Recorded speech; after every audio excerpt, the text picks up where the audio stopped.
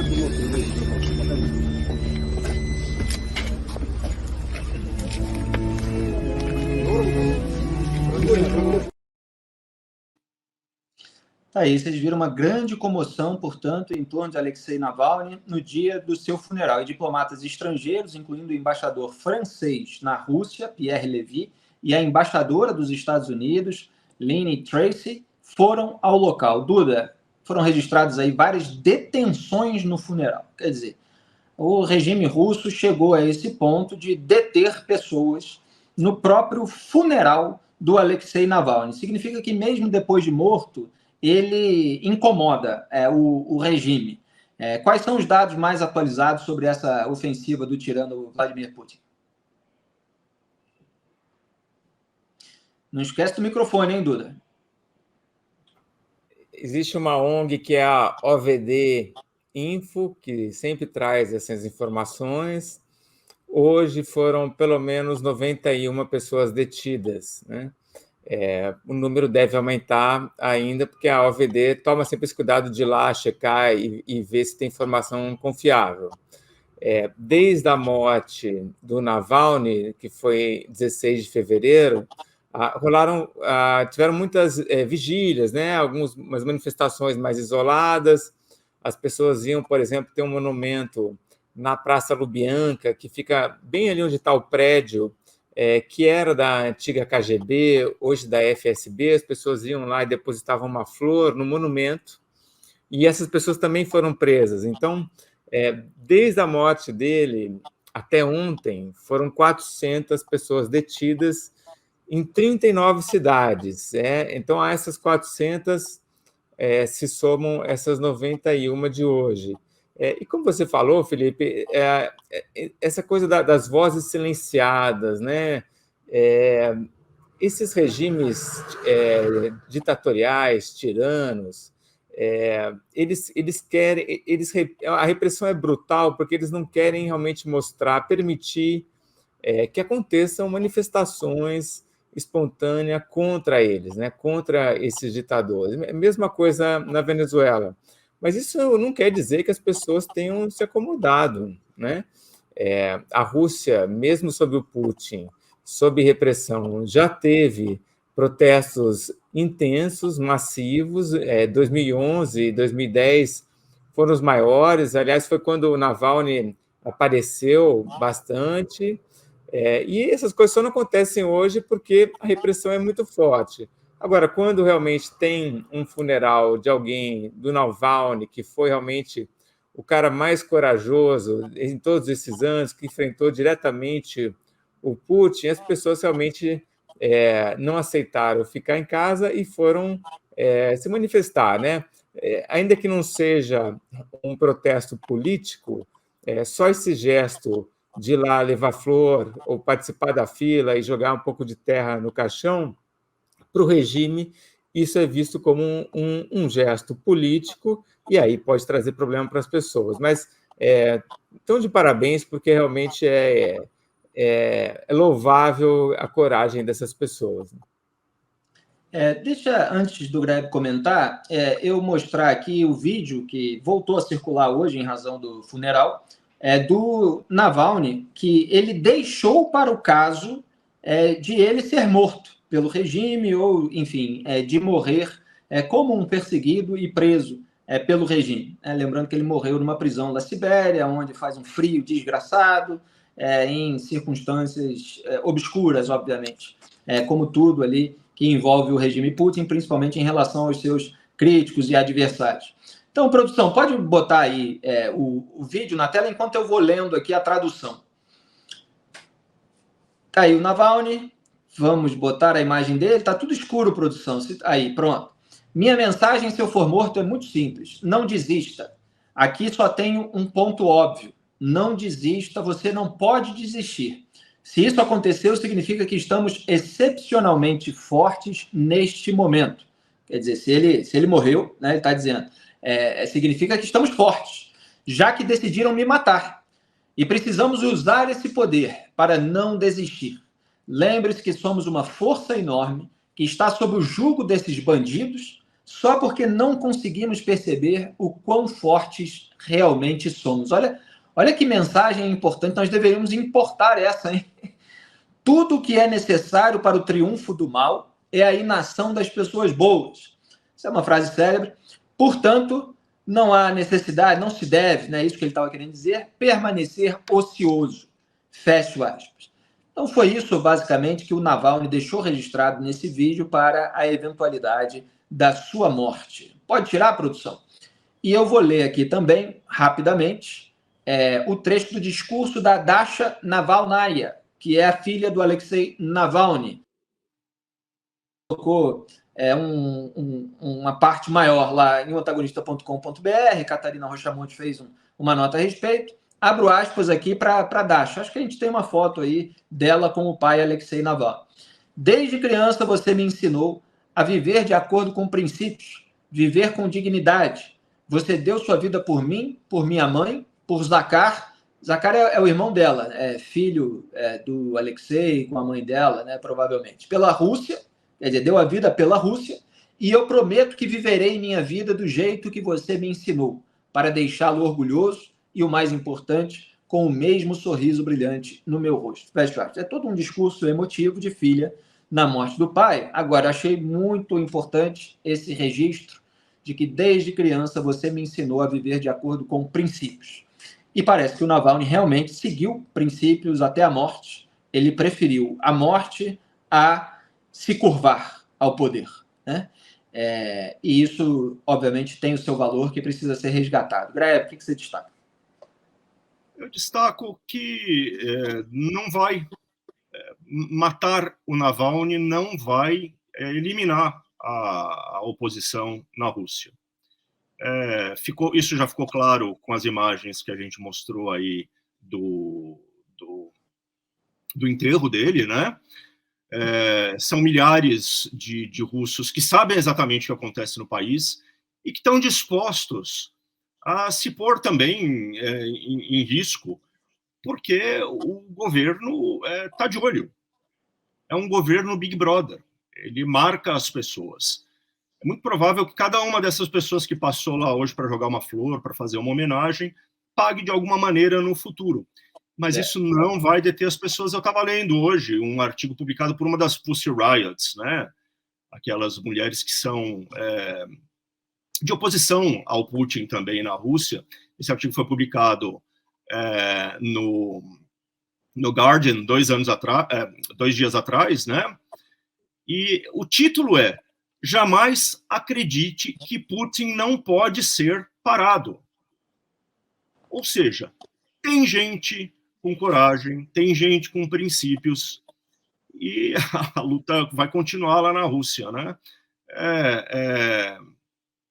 O que todas essas pessoas pedem é que não é que quem mora aqui no Brasil ou quem mora em países ocidentais tal vá lutar por eles, é que continue prestando atenção, né? Não se esqueça do que está acontecendo. Isso puder ajudar também, por exemplo, evitando fazer como o Brasil, que ajudou a Rússia com divisas, né, aumentando as compras de óleo, é bom também, né? Pois é, Greg. E eu queria terminar esse programa lendo aqui o trecho de um livro do Lawrence W. Reed, que o título do livro é Como se preparar para uma economia liberal. Só que em determinado momento desse livro, ele reflete sobre princípios. E quando eu coloquei o título no programa pouco antes de começar, A Força dos Princípios, baseado nesse discurso da filha do Navalny, eu lembrei que eu tinha aqui, eu estou no Rio, do lado da minha biblioteca, um livro que tinha um capítulo que falava sobre princípios. Eu logo peguei aqui e comecei o programa na mesma hora. E eu vou ler aqui trechos, porque a gente usa essa palavra e muitas vezes as pessoas não sabem exatamente a que a gente está se referindo. Então ele fala assim: opiniões e princípios estão conectados, ou pelo menos deveriam estar. Princípios são fundacionais, quer dizer, que remete à fundação, à base, né? E opiniões são, pelo menos em parte, baseadas neles. Então pense nos princípios como primários e nas opiniões como secundárias.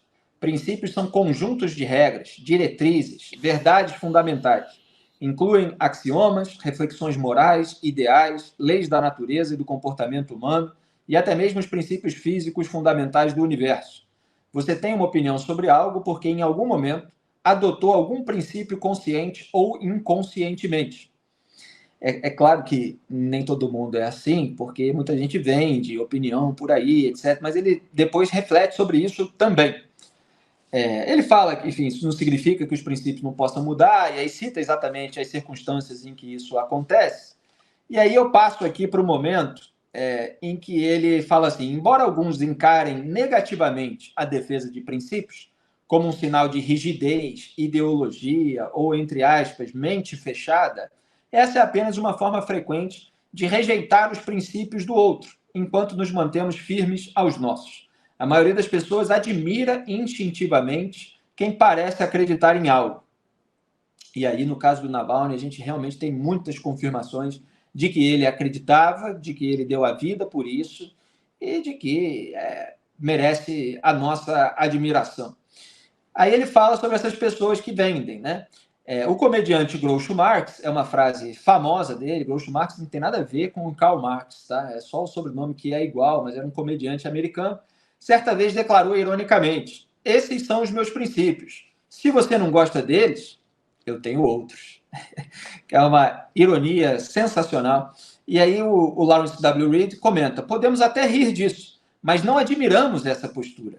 É só uma forma engraçada de dizer: na verdade, não tenho princípios, ou adotarei princípios conforme for conveniente. E aí depois ele tem uma seção desse capítulo que fala sobre o cemitério dos princípios. A primeira frase é justamente: muitas pessoas consideram a política o cemitério dos princípios.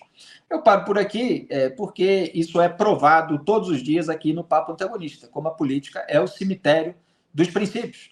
A gente analisando as falas do Lula, o duplo padrão, a hipocrisia, o que ele aponta de um lado, se ele tem aquele lado como inimigo, ou o governo como inimigo, ele não aponta se ele tem o governo como alinhado, como amigo.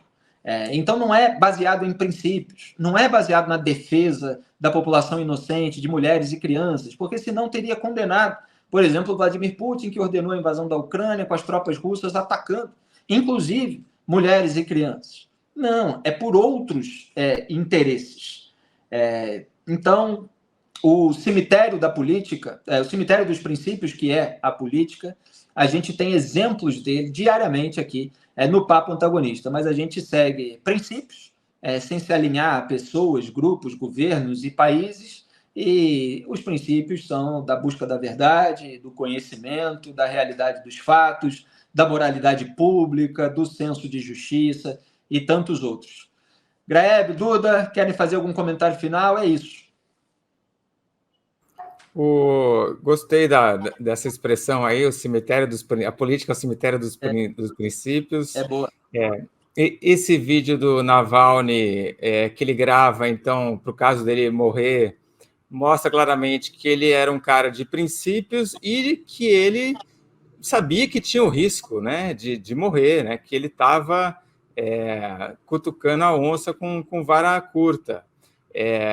Acho que a maioria das pessoas, Felipe, procura a comodidade, evitar arrumar problema, né? E faz isso que você falou, né? Se você não gostar dos meus princípios, eu troco eles aqui rapidinho, porque eu quero me preservar, né? Eu quero ter uma vida boa, não quero encrenca. Mas tem essas pessoas aí, tipo Navalny, que não, né? Que tem... E isso dá um sentido para a vida, né? Engrandece a vida e inspira, né? As pessoas que inspiram as outras não são aquelas que abrem facilmente, largam os próprios princípios e buscam uma vida mais cômoda. As pessoas que inspiram as outras são aquelas que seguem os princípios até o fim, mesmo sob o risco aí de morrer, que foi o que aconteceu com o Navalny. Exatamente, sem se preocupar com fama, status, poder, dinheiro, quer dizer, são causas mais nobres do que isso e que, na maioria das vezes, sacrifica isso e, eventualmente, até a própria vida, como no caso dele. Graeb. O pior que a gente pode fazer para uma pessoa como o Navalny e por aqueles outros que também estão lá resistindo, né, à opressão do Putin, é parar de olhar para eles. Na verdade, isso é o mínimo que a gente tem que fazer. É não deixar que eles lutem sem testemunhas. Aqui a distância que a gente está, né? Exato. O Lula silencia, o PT silencia, Bolsonaro silencia também, foi lá apertar a mão do Putin, né? Fiz postagem essa semana, se gabando de ter chegado próximo. Perfeitamente, exatamente. Então, isso é indigno. A gente tem que pelo menos, garantir que essas lutas não aconteçam no escuro absoluto, né? Então, vamos continuar prestando atenção, né? Exatamente. É o legado de pessoas admiráveis que nos inspira e nos dá força para fazer aquilo que a gente pode fazer dentro das nossas possibilidades. E a gente quer deixar um legado nesse sentido também, com o antagonista, a Cruzoé e o Papa antagonista.